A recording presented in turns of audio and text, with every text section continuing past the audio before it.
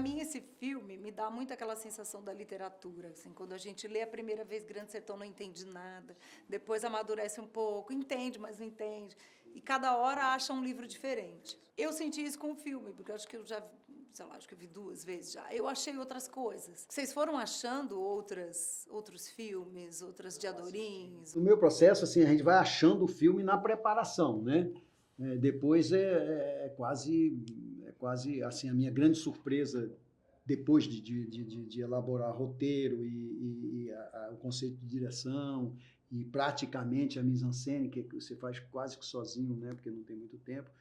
A minha primeira grande encantamento é quando o elenco acerta, né? Quando você ouve as palavras, que você fica meses escrevendo, trabalhando, imaginando como vai ser aquela cena, marcando a cena, criando para você uma curva dramática da cena, de como o ator pode...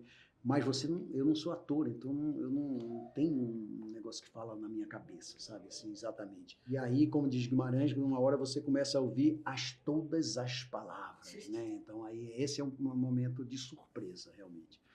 A partir daí é perseguir um objetivo que você meio construir e tentar chegar o mais perto possível. Você não nasceu pra isso. O avante da minha vida agora é esse. Pra mim foi uma surpresa gigante, depois de 3 anos fazendo esse texto, tendo uma intimidade com ele, trocando com plateias, olhando no olho das plateias, viajar o Brasil todo, fazendo esse texto. Quando chega o convite do Guel, uma surpresa enorme, e o texto do Guel e do Jorge, que é totalmente diferente, né? Ao mesmo tempo que ele é totalmente fiel ao livro, tem 90% do que é dito no filme são as palavras do Guimarães, ao mesmo tempo é uma distopia, é um outro cenário, é uma outra realidade, é uma outra curva, é um outro Diadorim completamente contemporâneo, completamente diferente. Então, para mim, foi totalmente uma redescoberta, Flávia, totalmente.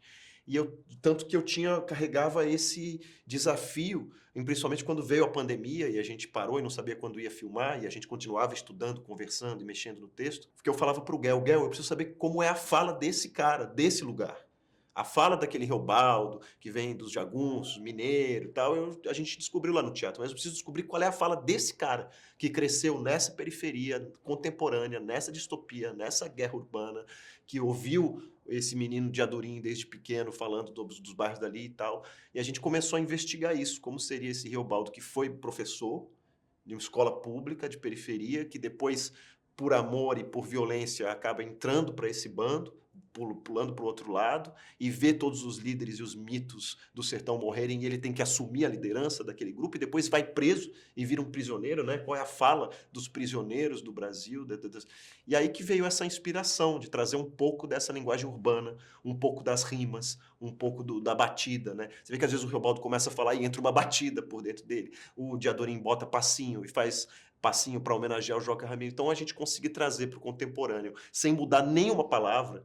Isso foi um trabalho lindo, assim, de dar um tesão de ter feito essa transposição. Porque você pega aquela fala recriada pelo Guimarães, a partir de uma fala regional de época, do final do século XIX, e de repente você transforma em uma coisa totalmente contemporânea, com batidas, com eletrônico, com todas as pessoas. A gente apresentou esse filme em Tallinn, na Estônia, no Complexo do Alemão e em Guadalupe. E as pessoas dizem que se sentem dentro do filme, que se sentem totalmente representadas, que acham que o filme fala de agora, fala delas.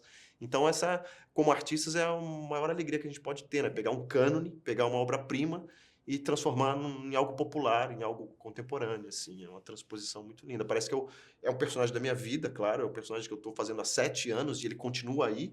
E é como se eu tivesse ensaiado e treinado a vida inteira para dizer isso, para dizer esse texto, sabe? É uma realização bem grande, assim, como artista.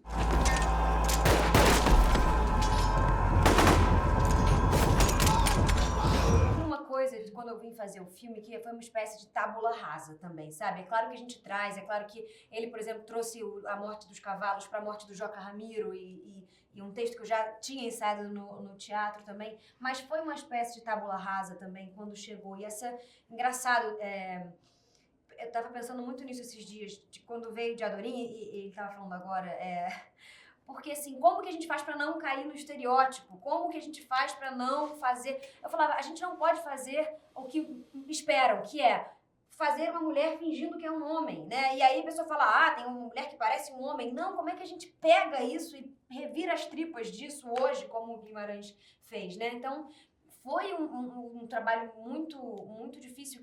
Como é que é esse Diadorim que vai ser feito por esse corpo, que sou eu não sou, né, um brutamontes enorme, forte, o que eu posso trazer de perigoso e tal. E acho que o que tem de perigoso nesse nosso Diadorim é essa coragem de enfrentar esse mundo dos homens com esse feminino que é perigoso, né? Mas, enfim, o que eu vejo muita coisa de nova, assim, porque cada pedacinho a gente participou do filme, cada coisinha. E eu sempre me espanto com uma coisa nova quando eu vejo, né? O fascínio, né, com Hermógenes, né? Com a Mariana, com tudo. É um filme para realmente ser visto muitas vezes, porque ele tem muita coisa. E quando acabou, alguém falou, meu Deus, eu tô exausta. É mesmo, porque não é só a gente que trabalhou, não. Quem assiste tem que trabalhar mesmo, né? Ele não tem respiro. Você acaba e você tem que ver de novo com outros olhos. Não dá para ver tudo de uma vez só. Então, sempre vejo uma coisa nova. Eu descobri uma coisa nova, realmente nova, nas projeções, que é o seguinte. Eu não gosto muito de ver repetido, eu estava falando isso, eu não gosto de ver muitas vezes, porque eu já vi milhões de vezes, já vi na edição, já escrevi, já... Então, quando começa as projeções, eu já falo, ufa, finalmente tem gente para ver que não precisa ser eu. E não adianta nada mais eu ver. Então, eu já fico pensando em outras coisas. Mas eu descobri um truque nesse filme, que é, eu fico escutando só as falas. Eu não presto mais atenção na história, eu só fico vendo como os atores dizem as falas e vendo o Guimarães como se fosse uma coxa de retalhos, sabe? Porque se eu ficar vendo, querendo ver a história, mas aquela hora a coisa não entrou certo, eu fico dirigindo uma coisa que é indirigível, mas não, aí eu fico só curtindo Guimarães recitado por grandes atores. O diabo não existe. Ele vive dentro do homem. Eu acho que o livro, ele é introduzido na nossa vida muito cedo. A gente pega esse livro na escola, e esse livro não é para iniciantes, é para iniciados. Ele é uma leitura deliciosa, mas para quem sabe ler. Então, quando a gente pega na escola para ler e vai fazer o trabalho, eu sou aquele que fala, não, o próximo sou eu, esse foi meu nome, e eu não quero ler. E eu fui essa pessoa. E eu reli o livro para cá. Antes disso, eu fiz uma série onde eu fazia Guimarães Rosa. Então, mas o roteiro me deu insights maravilhosos para que eu pudesse pegar de novo o livro e ler, e foi muito mais prazeroso. Então eu tenho certeza que você que vai sair de casa e vai assistir esse filme, a gente entregou de uma maneira tão popular, sem mudar o texto.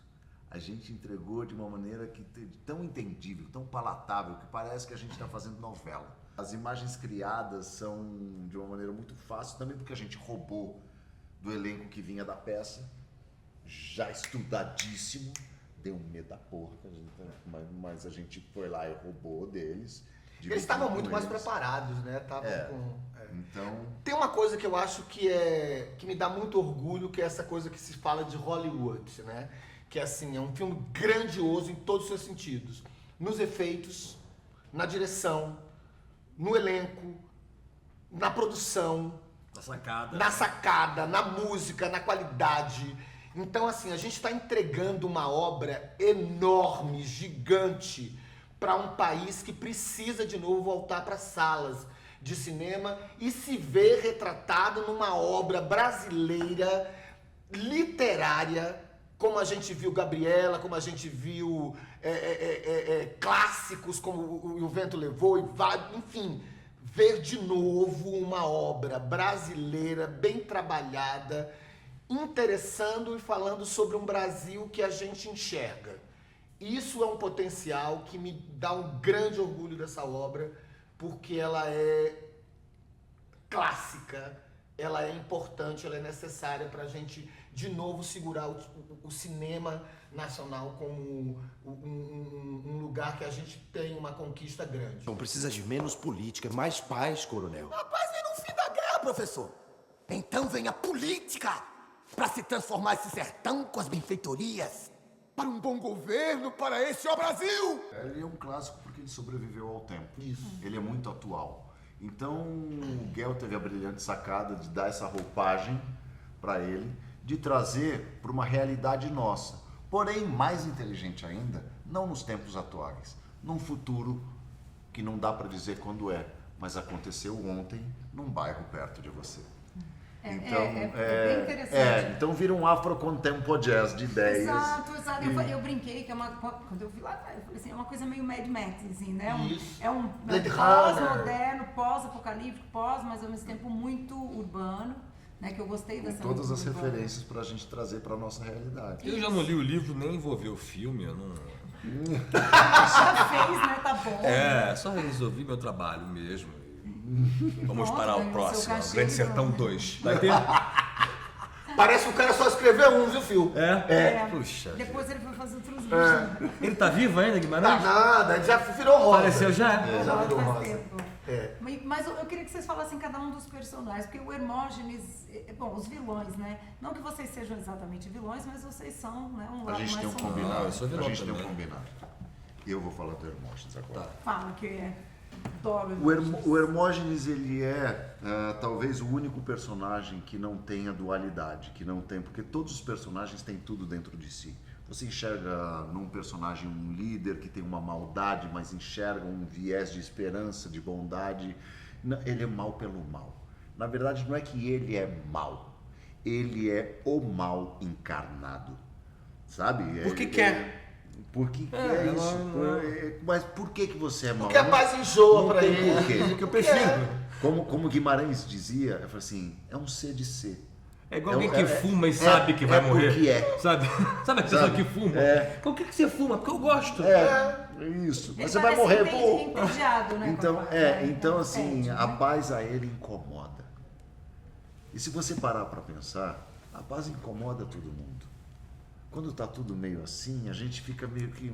A gente não se refere à vida como umas férias. Não, é um leão para matar todo dia. É uma guerra, é uma batalha. Eu suei sangue para ter a minha casa. Eu comprei o meu carro com muito esforço, com muito trabalho. Então, viver para ele é isso. É uma violência quase do laranja mecânica, um pouco assim, da Isso. coisa de você ter a violência gratuita, né? Da pessoa que não confia nas instituições. Você não né? pode que falar do seu, eu posso falar do seu. Então. É a nossa brincadeira. Então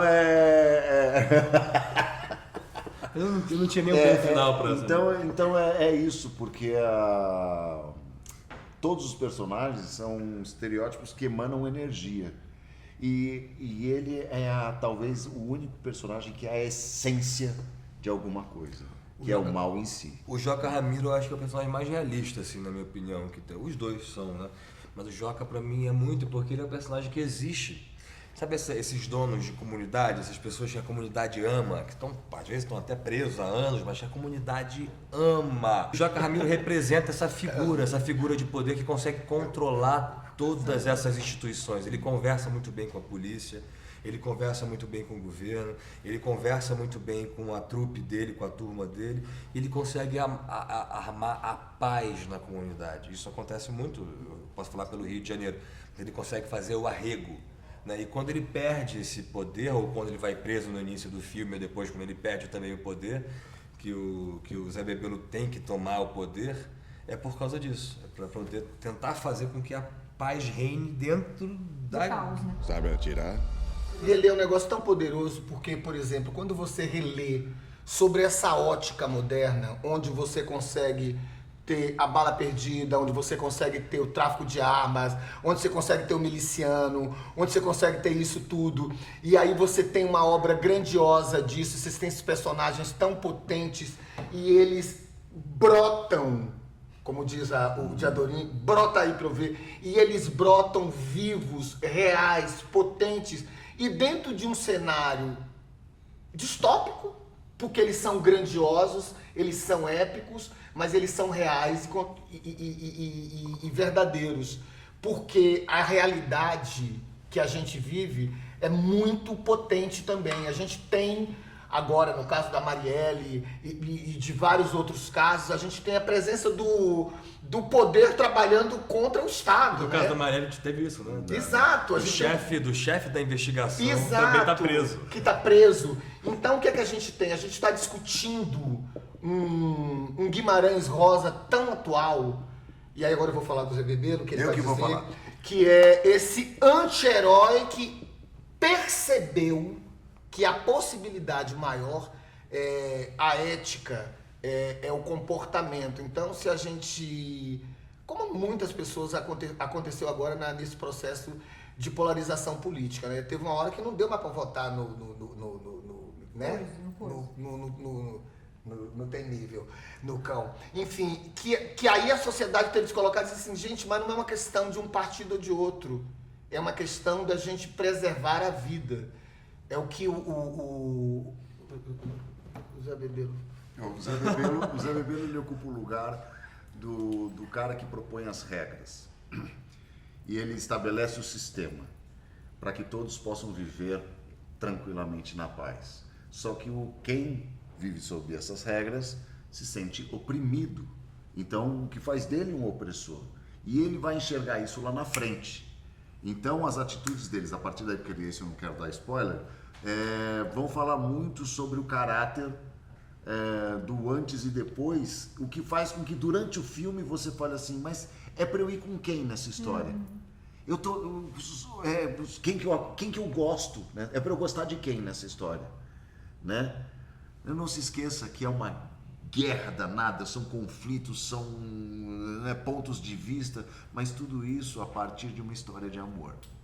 O que é o lindo desse filme, porque o Guel consegue dar a essa dura realidade seca, sanguinária, canina, barulhenta, uma gotinha de morfina, para que a gente possa olhar essa história quase que de uma maneira lisérgica, né? É um grande sonho, talvez.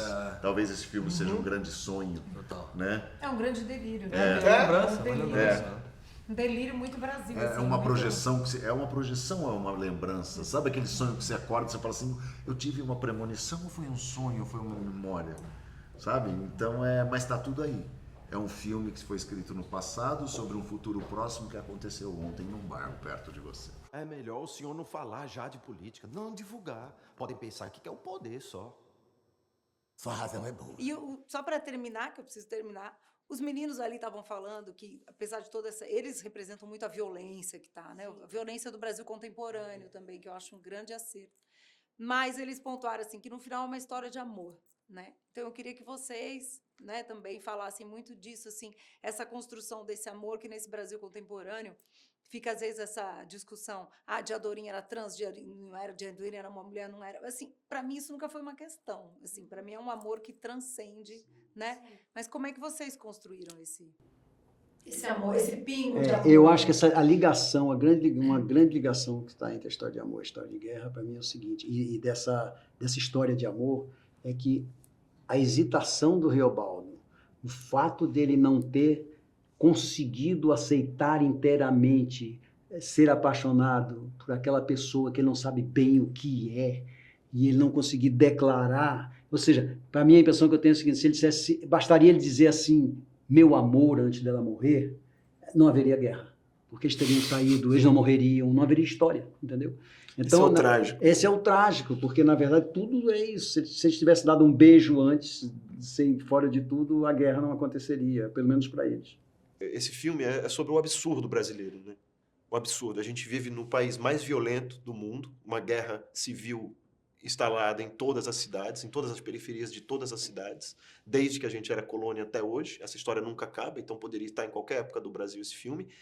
E no meio disso, a gente é um país que para durante 2, 3 dias, borda detalhadamente a sua roupinha para sair na rua no carnaval, celebrando a poesia, a alegria, a esperança, o amor. Então esse filme é sobre o absurdo brasileiro, como o amor mais violento, mais irresistível pode nascer no meio da guerra e do lugar mais precário, né? Mas tem uma coisa bonita também, que acho que uma paixão tão grande como essa do Reobaldo de Adorim só pode nascer num lugar de muita dor e de muita guerra. Ninguém se apaixona quando tá feliz, né? Não existe paixão quando tá tudo bem. Então imagina, eles estão no meio da guerra pra morrer, imagina a paixão que não nasce disso. E ainda mais porque é proibido, então ela dura 100 vidas, né? Porque quando você realiza, você também, as coisas atenuam, né? Então é uma paixão que nasce no auge da dor, do perigo, da morte, porque paixão também tá aqui com a morte, Paixão né? e sofrimento. Paixão e sofrimento, exatamente. E aí, não realizado, então continua aquele sofrimento. Então, realmente, são duas palavras que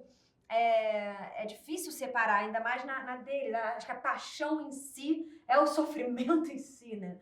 Mas acho que a epítome, pro Guimarães, quando ele fez isso, ele brincou com a gente, assim, que é a epítome do que a gente não entende, né? Aí ele falou, então eu vou criar um amor que você não entende mesmo. Exatamente. Que é pelo um homem, né? E você não sabe a natureza daquilo. Então, assim, eu acho que ele foi ao auge. Exato. Tem uma coisa bonita que é a paixão também. Tem um livro lindo que relaciona... Acho que de quem que é, pelo amor de Deus? Eu vou lembrar, talvez. Albernati, um italiano. Mas que ele compara as paixões com as grandes guerras. E que a paixão tem o mesmo peso das grandes guerras. Porque as paixões, elas também destroem famílias. Elas mudam o mundo e você também não sabe mais quem você é, né? Então tem isso que você falou de você não sabe, você não entende, é quase como assim como as guerras também. O Reobaldo é arrastado para dentro da guerra, assim como ele também é arrastado para dentro desse amor, né? Digamos que é quase como se não fosse uma escolha racional, né? E não é. Não. Queridos, obrigada, eu tenho que encerrar, mas a gente continua na próxima Não, vez. Flávia não tem limite não, pode falar quanto quiser. Sem compromisso. Prometo o fim de tudo! Liquidar com os bandidos! Até o último! Vamos embora, a paz inteira nesse sertão! Grande Sertão.